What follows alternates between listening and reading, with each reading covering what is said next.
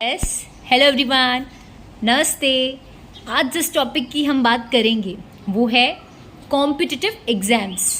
ठीक है, जो भी बच्चे हैं जो 17 से लेकर 25 तक की जो एज है, ये जो एज ग्रुप है, इसमें हर बच्चा आई थिंक किसी न किसी एग्ज़ाम के थ्रू निकल रहा होता है। अगर उसको कुछ भी करना है इंडिया में तो वो उसको एग्ज़ाम्स देनी पड़ती है, राइट। अब इस जो फेज़ है, इस फेज़ में बहुत सारी प्रॉब्लम्स आती है ना। बच्चे लोग बहुत ज़्यादा पैनिक हो जाते हैं, बहुत चीज़ें सोचते हैं और उन पे बहुत सारी एक के बाद एक प्रॉब्लम्स आती जाती है। आज हम उस पूरी फेज़ पे डिस्कस करने वाले हैं कि जो फेज़ है लाइफ का, इसको कैसे टैकल करना है और how to deal with any competitive exam. Okay, सबसे पहले मैं ये कहना चाहूँगी सभी लोगों से कि जब भी हम किसी भी कॉम्पिटिटिव एग्ज़ाम की तैयारी करें तो सबसे पहले तो ये माइंड में फ़िक्स होना चाहिए कि हम क्यों कर रहे हैं उसकी तैयारी।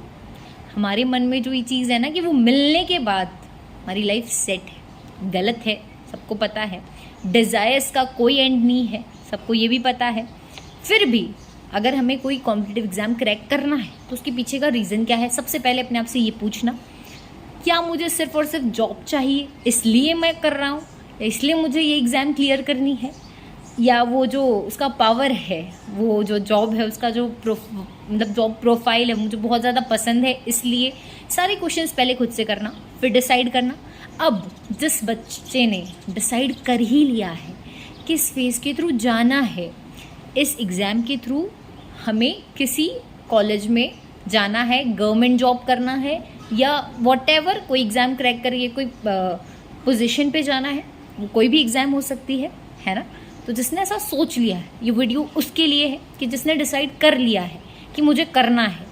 उस फेस में बहुत सारे बच्चे मैंने देखे हैं कि आखिर जैसे किसी की भी कोई एग्ज़ाम आती है ना, तो हम क्या सोचते हैं सबसे पहले कि जो हमसे दूसरे, जो हमारे आसपास के जो कॉम्पिटिटर्स हैं वो काफ़ी हमसे आगे होते हैं, ऐसा होता है। और पीछे भी होते हैं कुछ, लेकिन हमारी आंखें वहीं जाती है जो हमसे बहुत ज़्यादा आगे है ना, जिसने पहले से मेहनत करना स्टार्ट करी है। हमारे से पहले जिनकी लाइफ जर्नी में वो फेज़ आया था, उसकी मतलब हम उनको ज़्यादा देखते हैं। वो चीज़ें हमारे माइंड में बैक टू बैक चलती है कि यार इन सब का तो इतना हो गया और हम कहाँ हैं, है ना। And every day, I think every day एक बच्चे को स्ट्रेस होता है, थोड़ा टेंशन होता है कॉम्पिटिटिव एग्ज़ाम की जब वो तैयारी करता है। ड्रॉप आउट, स्पेशली जो ड्रॉप आउट स्टूडेंट्स हैं, उनमें अलग लेवल का प्रेशर होता है, फैमिली प्रेशर, एग्ज़ाम फियर, और ये भी होता है कि एग्ज़ाम का रिज़ल्ट जैसा हम चाहेंगे वैसा नहीं आया तो ये भी होता है कि एग्ज़ाम के दिन बैठने के लिए क्या मेरी इतनी तैयारी हुई है, और नहीं हुई है तो कब होगी, क्या होगा। बहुत सारी चीज़ें बच्चे के मन में एक साथ चलती रहती है जब वो एक कॉम्पिटिटिव एग्ज़ाम की तैयारी करता है। मैं ऐसा मानती हूँ क्योंकि मैं भी कॉम्पिटिटिव एग्ज़ाम की तैयारी कर रही हूँ, आप लोग भी कर रहे हो, सब करते हैं, तो मेरे मन में भी आया है, आपके मन में भी आएंगे, नॉर्मल है। अब जिस भी एग्ज़ाम को आप क्लियर करना चाहो, मेरी ये सजेशन है आप लोगों से कि आप जो भी एग्ज़ाम की तैयारी कर रहे हो, आप जिस भी फेज़ पे हो भी, चाहे आपने तैयारी की चाहे नहीं की, इट डजेंट मैटर्स। मैटर क्या कर रहा है कि अब आपको करना है। अब ये तो सोचना छोड़ दो कि मैंने क्या किया क्या नहीं किया एंड ऑल, ठीक है। दूसरी बात, जब हम एक एग्ज़ाम की तैयारी कर रहे हैं तो it's not our life, it's not the whole. बच्चे ऐसे ले लेते कि बस ये नहीं हुआ तो आगे क्या होगा, और नहीं भी हुआ तो उससे बेटर होगा। ये पहले अपने माइंड को रिलैक्स करके चलना उस फेज़ में बहुत ज़रूरी है। सबसे ज़्यादा जो हमें टॉर्चर करता है इस पूरी जर्नी में वो ये है स्ट्रेस। हम स्ट्रेस ले लेते हैं कि अगर नहीं हुआ, और अगर ऐसा वैसा बहुत सारी थिंकिंग चलती रहती, लूप वाइज लूप, है ना। नहीं हुआ, मैंने मॉक टेस्ट नहीं दिए, या मैंने कोचिंग नहीं, पूरी क्लासेस नहीं ली, या मैं बहुत ज़्यादा पीछे हूँ, या मेरा रूटीन सही से नहीं चल रहा है, या मैं बीमार हो गया हूँ इसलिए नहीं हो रहा है, या मेरे घर वाले कुछ कह रहे हैं। बहुत सारी प्रॉब्लम्स एक स्टूडेंट की लाइफ में होती है जब वो एक कॉम्पिटिटिव एग्ज़ाम की तैयारी कर रहा है। उस वक्त सबसे ज़्यादा ज़रूरी क्या है, हमारा खुद का कॉन्फिडेंस, सेल्फ कॉन्फिडेंस सबसे टॉप पे रखना, तब problem I don't think so कि इतनी होगी। और अपने आप को एक चीज़ पूरी तरह से रिलैक्स रखना, ये चीज़ कह कर कि अगर नहीं हुआ हुआ, इट डजेंट मैटर क्या करेगा, मैंने अपना बेस्ट दिया या नहीं दिया, दैट्स इट। नहीं भी दिया तो नेक्स्ट टाइम बेस्ट कर लेंगे, लेकिन इस बार नेक्स्ट टाइम का कुछ नहीं सोचना है। इस बार अपना 100% देने की फुल कोशिश करनी है और ये नहीं सोचना है कि क्या होगा, क्या होने वाला है, क्या हुआ गया, जो हुआ वो गया और जो आने वाला है वो आएगा, देखा जाएगा, है ना।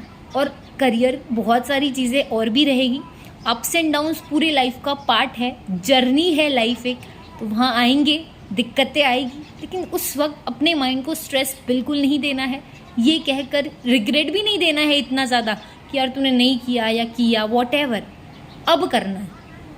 ये पहली थिंकिंग होनी चाहिए एक स्टूडेंट की, और उसे अपने माइंड को पूरी तरह से रिलैक्स रखना है कि मैंने नहीं किया जो भी है, अब आगे जिस भी दिन मेरे रिजल्ट आएगा, मुझे उस रिजल्ट यानी जो मेरा आउटपुट है उसको लेकर मुझे इतना ज़्यादा एक्सपेक्टेशंस नहीं रखनी है। पहली बात, एक्सपेक्टेशंस उतनी ही रखनी है, मतलब एक्सपेक्टेशंस हम सब पहले रख लेते हैं कि हम ये अचीव कर लेंगे, ये सक्सेस मिल जाएगी, ऐसा हो जाएगा, नहीं होगा, ये सब आउटपुट पे हमारी सीधी लॉजिक जाता है आउटपुट पे। तो मैं कहूँगी यही गलत है। इनपुट दो, आउटपुट अपने आप आएगा। गेटिंग आप अपने आप से करो बस, बाकी सब कुछ यही है। फेलियर भी मैटर नहीं करेगा, सक्सेस भी मैटर नहीं करेगा, एवरीथिंग इज़ टेम्परेरी। किसी को 1 साल लगता है, किसी को 2 साल लगता है, किसी को 3 साल लगता है, वो मैटर नहीं करता है। मैटर क्या करता है, आपने मेहनत की है और आप उस पोजीशन पे जा रहे हो, दैट मैटर्स। फेज़ है, इसे भी एंजॉय करो and it's very good phase of your life. ये शायद आपको वापस नहीं जीने मिलेगा। बच्चे इसको स्ट्रेस से लेते हैं, मैं कहूँगी स्ट्रेस को बिल्कुल रिमूव कर दो, लोड को बिल्कुल रिमूव कर दो अपनी लाइफ से, और ऐसे पढ़ो या ऐसे उस एग्ज़ाम की तैयारी करो कि yes I am made for it, मुझे करना है, अच्छे से करूँगा, जितना हो पाएगा उतना करूँगा, नहीं भी हुआ है कुछ तो भी करूँगा, कुछ सीखूँगा, नहीं भी होगा तो कुछ सीखूँगा। ये माइंडसेट लेके चलना है और अपने आप पे एक फेथ रखना है, बिलीफ रखना है, कॉन्फिडेंस रखना है, जो हम लोगों पे रखते हैं। हमारे आसपास के जो कॉम्पिटिटर्स हैं उन पे हमारा ज़्यादा फेथ होता है कंपेयर टू वहाँ, वो जो फेथ हम इन्वेस्ट कर रहे हैं वो हम पर डाले, हमारी कैपेसिटी देखे, हमारे टैलेंट्स देखे, हम कहाँ अच्छा कर रहे हैं, हम कहाँ ख़राब कर रहे हैं, हमारे जो कॉन्सेप्ट बिल्डिंग में प्रॉब्लम है वो देखे, हम कहाँ मतलब ऐसे लैक कर रहे हैं वो देखे, चीज़ें मिस्टेक्स निकालो खुद की खुद, और अपनी कैपेसिटी, अपने टैलेंट्स पर फुल बिलीफ रखो। एंड अगर ऐसा माइंडसेट लेके चलोगे कि कोई टेंशन नहीं लेना है, करना है, अच्छे से काम करना है, जो भी फेस है अच्छे से अपना 100% देना है, जितना दे पाऊँ उतना दूंगा, टेंशन बिल्कुल नहीं लेना कि होगा नहीं होगा, इट्स बात की बात, ये सब बात की बातें हैं। मैं बताऊँ, एक इंसान किसी कॉम्पिटिटिव एग्ज़ाम में फेल हो चाहे पास हो, कुछ भी मैटर नहीं करेगा, कभी भी नहीं करेगा, क्योंकि फेल होने के बाद भी लोग बाग सब भूल जाएंगे, पास होने के बाद भी वो थोड़े टाइम की खुशी है, फिर वो भी चला जाएगा। लेकिन परमानेंट क्या है कि आपने उस चीज़ से क्या सीखा, आपने उस फेस को कैसे एंजॉय किया, how you live that face, आपने उस फेस को कैसे टैकल किया। डिप्रेशन रो के पढ़ रहे हो या फिर कुछ अच्छे से सोच समझ के प्लान्ड वे में, सिस्टमैटिक वे में चल रहे हो, प्रैक्टिकली सोच रहे हो, लॉजिकली सोच रहे हो उस टाइम कि अब मुझे क्या करना है। ये नहीं कि 10 लोगों से आप एडवाइस ले रहे हो, बार बार पूछ रहे हो कि यार मैं क्या करूँ, मेरे से नहीं हो रहा है, मैं करूँ या नहीं करूँ, और मेरा नहीं होगा तो क्या होगा, एंड ऑल दिस स्टफ। ये बेवकूफ़ इंसान की निशानी है, बहुत ज़्यादा बेवकूफ़, कि ऐसे जो क्वेश्चंस पुटअप कर रहा है उसको खुद को कुछ करना ही नहीं है। He is a over thinker, और वो सारे दिन टाइम इसी में निकाल देता है। बच्चे क्या करते हैं, कॉम्पिटिटिव एग्ज़ाम आता है उससे 4-5 महीने पहले उनके अंदर एक डर रहता है, फियर रहता है कि नहीं हुआ तो क्या हो जाएगा।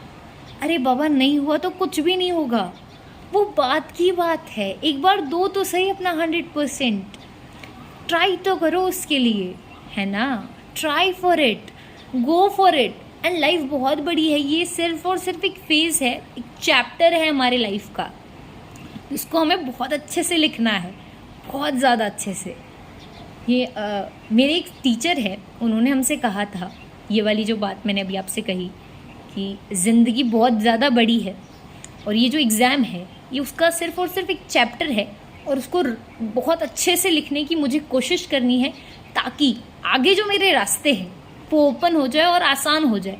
बस इसलिए ये एग्ज़ाम है, पार्ट है। हम जिस भी पोजीशन पे मुझे जाना है, जो सीढ़ियाँ मुझे चढ़नी है उस तक मुझे हेल्प करेगा, इसलिए मुझे करना है और इसमें मुझे अपना बेस्ट देना है। और नहीं भी हुआ तो कोई घबराने वाली बात नहीं है, हर प्रॉब्लम का सोल्यूशन होता है। नेक्स्ट टाइम और बेटर होगा, कुछ और बेटर प्लान्ड होगा। और मतलब मैं यही समझाना चाह रही हूँ इस वीडियो से कि फेलियर से नहीं घबराना है, डरना नहीं है पहले ही कि नहीं होगा तो क्या, अरे नहीं होगा तो ठीक है ना, पता चलेगा कहाँ मैंने गलती की इस बार, नेक्स्ट टाइम कहाँ नहीं करनी है। लाइफ में ये जो सीढ़ियाँ है, स्टेप्स है, हमें उस तक चढ़ना है और अगर वो स्टेप पे मैं नहीं चढ़ पाया तो कोई और सीढ़ी मेरे लिए बनी होगी, ये सोच के चलो। तो डरना बिल्कुल नहीं है। ये मेरी टीचर ने मुझे एक एडवाइस दी थी और मुझे बहुत पसंद आई, इसलिए मैंने आप लोगों से शेयर की है। आई लव दैट थिंग कि सीढ़ी है, अगर ये नहीं बनी तो कोई दूसरी सीढ़ी बनी होगी, मेरे लिए ज़रूर बनी होगी। दैट ये मैटर करता है। और ये भी है कि टाइम मैटर नहीं करता इतना। हम सोचते एक बार में नहीं हुआ, 2 बार में, अरे घबराना किस चीज़ का, हमारी कैपेसिटी है, हम अगर उतना कर रहे हैं तो हम वैसे ही सक्सेसफुल हैं। दूसरों से कंपेयर करने से कभी कुछ नहीं मिलने वाला है। डेली खुद को इम्प्रूव करो, खुद की मिस्टेक्स देखो, खुद की कैपेसिटी देखो, खुद के टैलेंट्स देखो and you are the best. No one, मतलब तुमसे ज़्यादा बेटर कोई और है ही नहीं, ये सोच के चलो। बहुत ज़्यादा लोग कंपटीशन को इतना, मतलब इतनी स्ट्रेस लाइफ बन जाती है बच्चों की कि they are like I have to do this that though, oh my God.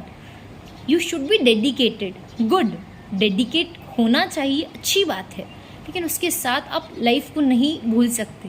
वो लाइफ भी जीनी है, वो डेडिकेशन भी रखना है, सब कुछ साथ में लेके चलना है। एक बच्चा जब पढ़ाई करता है तो उसके मन में एक और ये थॉट रहता है कि मैं 6 महीने या 7 महीने या 8 महीने खुद को पूरी तरह से बंद कर दूँ और एकदम पढ़ने में लग जाऊँ।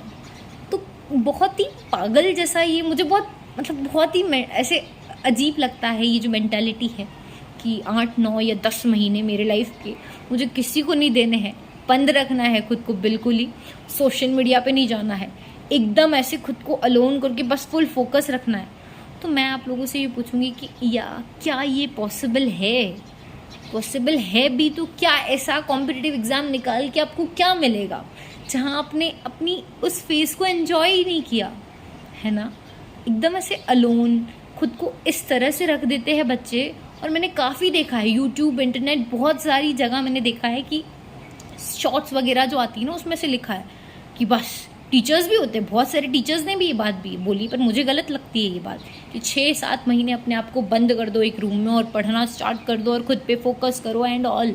No, this is not the life. आप ऐसे नहीं कर सकते, क्योंकि आप अगर ऐसे टाइप से कॉम्पिटिटिव एग्ज़ाम क्लियर भी कर रहे हो तो ये एक तरह से खुद की पनिशमेंट हो रही है। और ऐसी कॉम्पिटिटिव एग्ज़ाम का काम ही क्या है?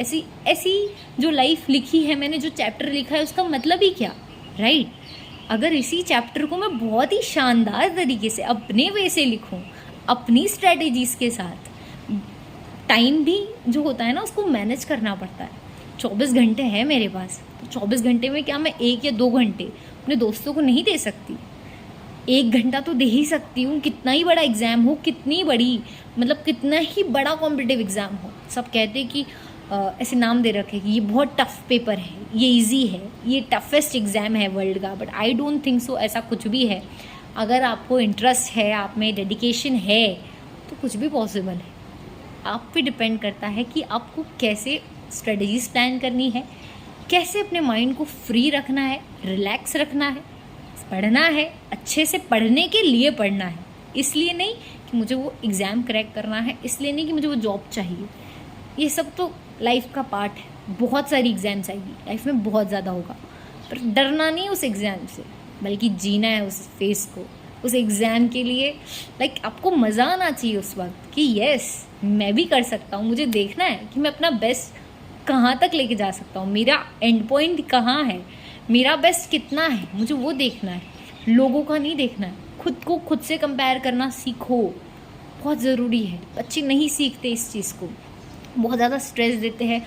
बंद करना मुझे तो बिल्कुल सही नहीं लगता। मेरे को तो ऐसा लगता है ऐसा बंद क्यों करूँ मैं खुद को, मुझे पढ़ना है, ठीक है मैं पढ़ लूँगी, मेरे हिसाब से पढ़ूँगी।